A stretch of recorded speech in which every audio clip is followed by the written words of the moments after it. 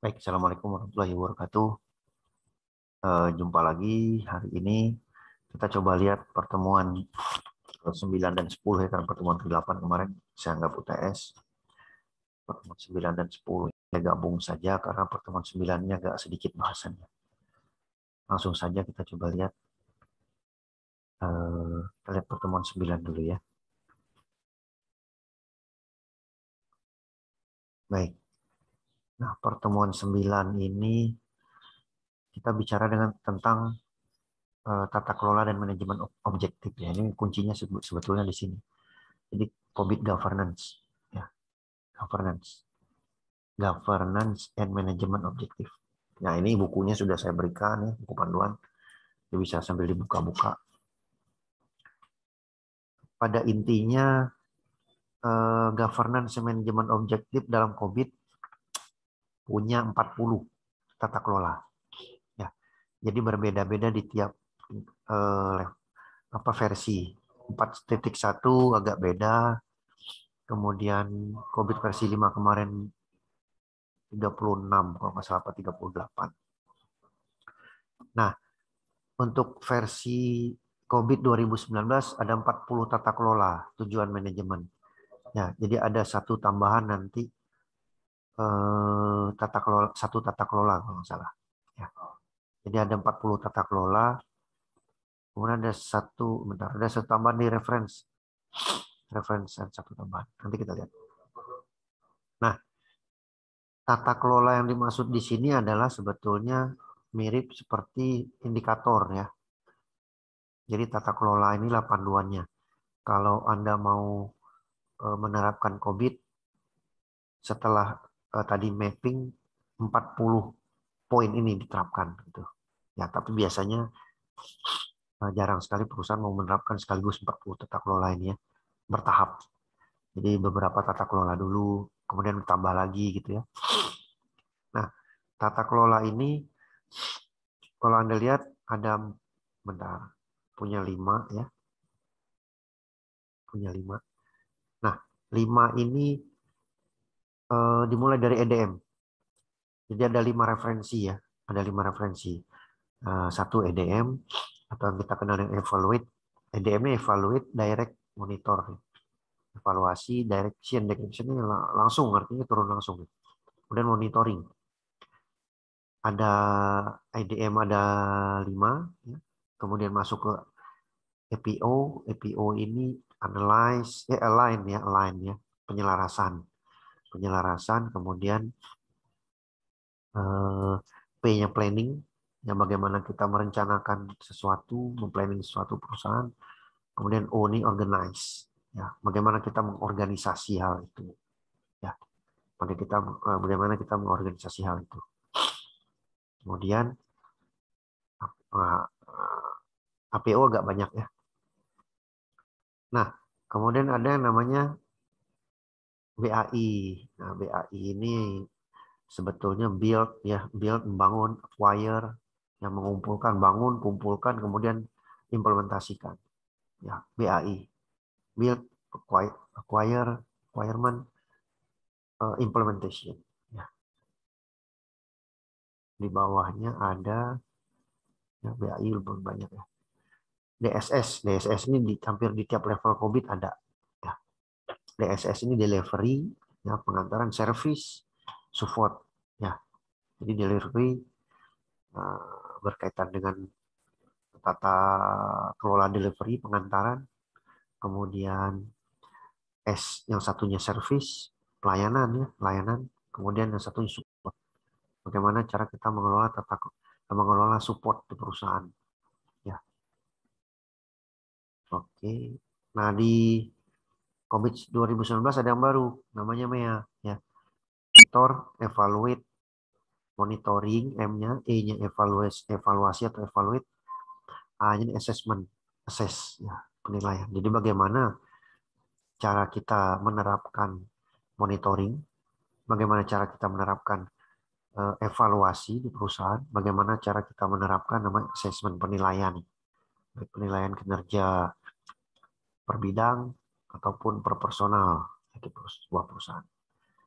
Nah, ini kalau kita jelaskan akan sangat banyak sekali. Nanti kita coba lihat dalam studi kasus saja.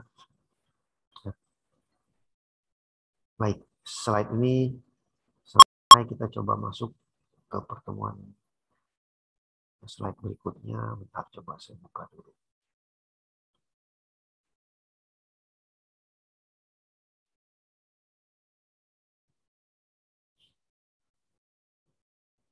Bentar ya.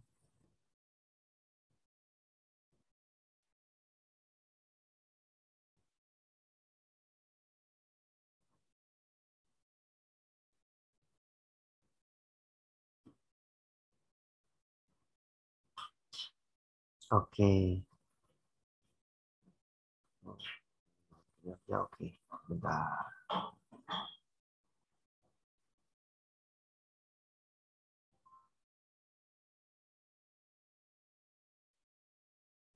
Saya share dulu ya.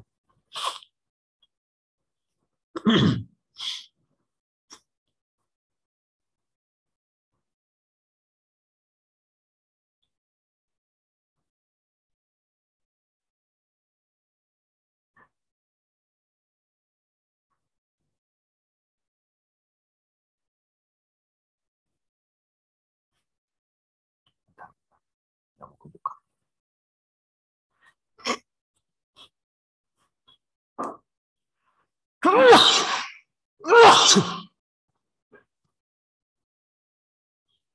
Baik, kita lanjutkan ya.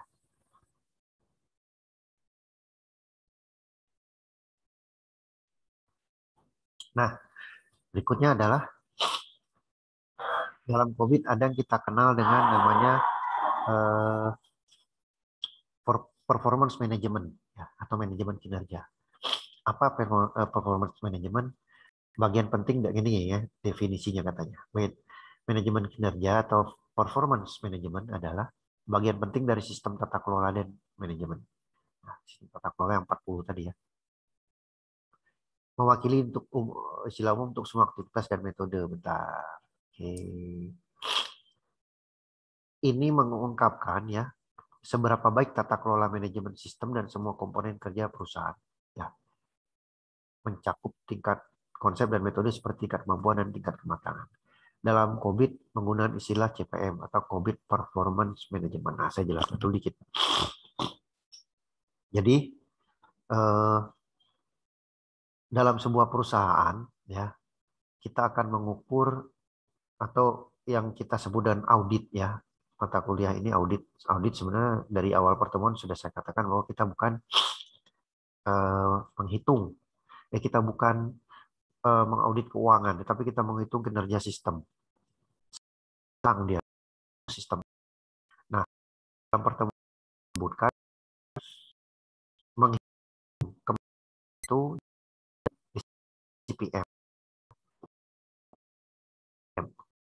performance COVID dewasa gunakan 40 yang tadi kata kelola tadi melalui apa? Melalui alignment goal, tujuan perusahaan, penyelarasan tujuan perusahaan dan tujuan COVID, alignment COVID dan alignment goals di pertemuan sebelumnya ya. Jadi itu yang akan dihitung oleh COVID. Nah, jadi dikenal dengan istilah CPM ya. CPM ini ya apa tadi ini COVID Performance Management ya, bagaimana kita menghitung performance sebuah manajemen dengan COVID. Nah, ini teorinya ya, teorinya dalam COVID 2019. Oh, ini saya jelaskan aja, ini ada gambar bawah. Nah, dalam COVID 2019 ya, kita menggunakan standar hitungan dengan ISO ini, ISO 15504 ya. Kemudian ISO 33000.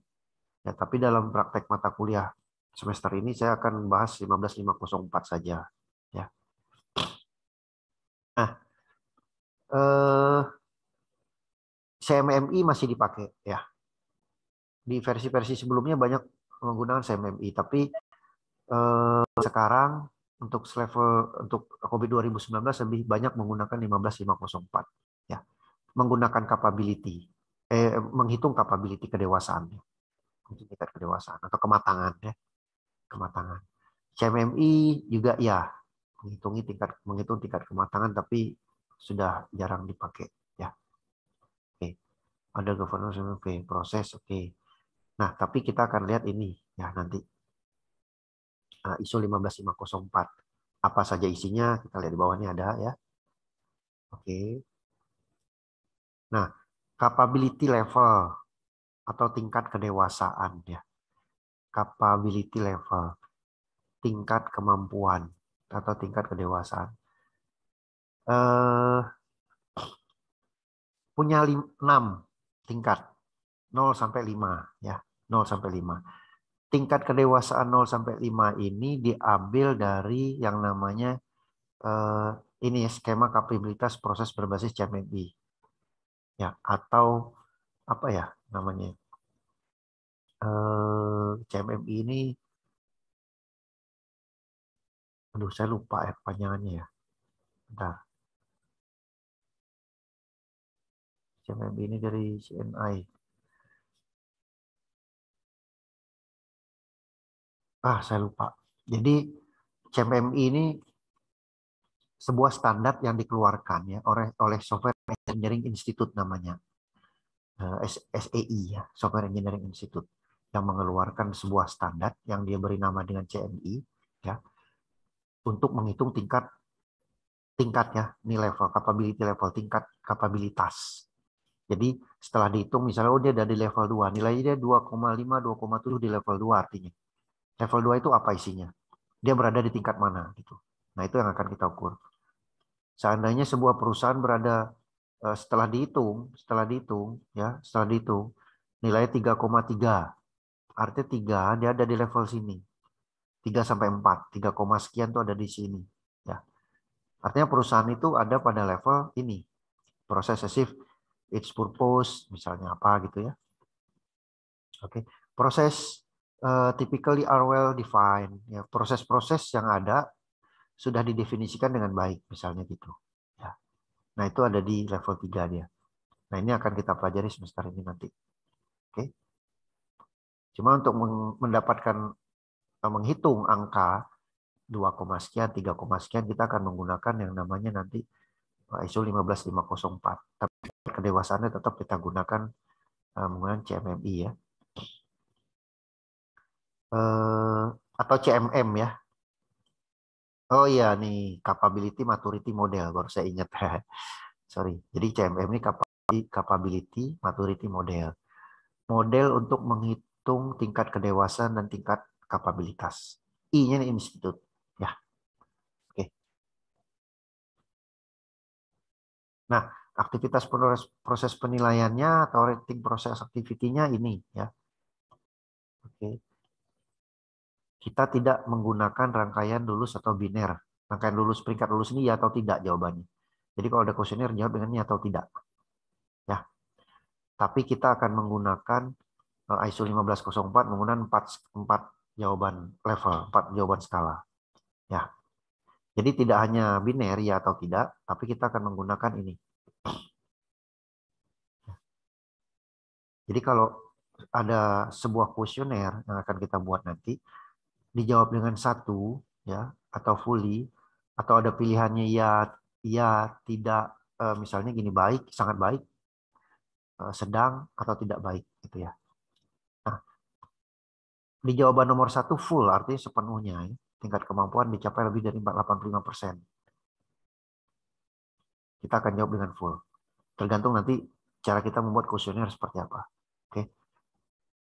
Kalau hal itu dilakukan sebagian besar, tingkat kemampuannya dicapai 50-85%, hal itu dilakukan largely. Ya. Tapi kalau tingkat kemampuan atau hal itu dilakukan antara 15-50%, partially, sebagian saja. Ya. Kalau hal itu dilakukan atau dicapai kurang dari 15%, not. Tidak. Not. Artinya tidak mencapai ya. Nah, 4 skala ini akan kita pakai dalam studi kasus nanti. Baik, ya. Nah, ini. Oke. Nah, ini skalanya, ya. Kapabilitas pencapaiannya. Pertanyaannya boleh dicantumkan kalau dalam kuesioner ini panduan untuk membuat kuesioner ya. Boleh fully, boleh largely, partially, not. Tapi jarang sekali orang menggunakan ini. Biasanya orang akan menggunakan 4 skala ini sangat baik, baik, kurang, yang 4 tidak baik. Ya. Nah, di dalam kuesioner untuk pengumpulan data akan dijelaskan sangat baik itu seperti apa. Misalnya ini akan kita cantumkan di situ. Ya, sangat baik kan kita cantumkan di situ. Sebagian besar apa akan kita cantumkan di sini. Nanti akan kasih penjelasan. Nah, setelah dilakukan 4 hal ini, setelah dalam kuesioner ditulis sangat baik, baik, kurang atau buruk, ya 4 saja. Baru nanti setelah dijawab kita konversi ke sini ya, atau ke tabel ini. Oh, kalau dia jawabnya sangat baik, artinya dia fully. Kita masukkan ke sini, ke angkanya. Oke. Baik. Nah, itu nanti setelah ketemu angka, ya, misalnya setelah kita hitung angkanya 2,7. 2,7 kita lihat di CMMI. Di CMMI dia ada di level mana? Oh, 2,7 di sini angka 2. Manage artinya. Planning and performance measurement take place. Ya, perencanaan dan performance, pengukuran performance-nya lumayan lah gitu ya. Although not yet in a standard way, tapi belum memenuhi standar katanya. Belum terlalu memenuhi standar yang bagus. Itu D2. Itu level tingkat perusahaan Anda ada di sini artinya kalau nilai Anda 2. Oke. Nah, untuk jelasnya nanti kita akan coba di studi kasus saja ya. Karena studi kasus lebih enak mempelajarinya daripada teori. Baik, terima kasih itu aja pertemuan 9.10. Saya rangkum. Terima kasih. Assalamualaikum warahmatullahi wabarakatuh.